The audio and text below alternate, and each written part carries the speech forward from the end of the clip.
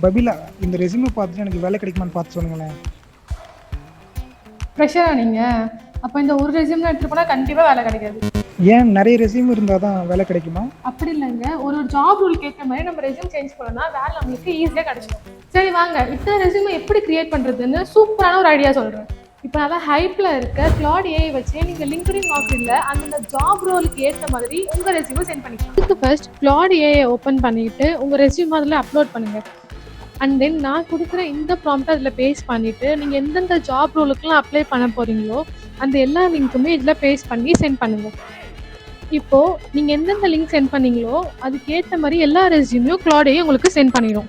இந்த மாதிரி ப்ராம்ப்ட் போட்டு எடுத்த ரெஸ்யூமை ஃப்ரெஷராக இருந்தாலும் யூஸ் பண்ணிக்கலாம், எக்ஸ்பீரியன்ஸ்டு பர்சனாக இருந்தாலும் யூஸ் பண்ணிக்கலாம்.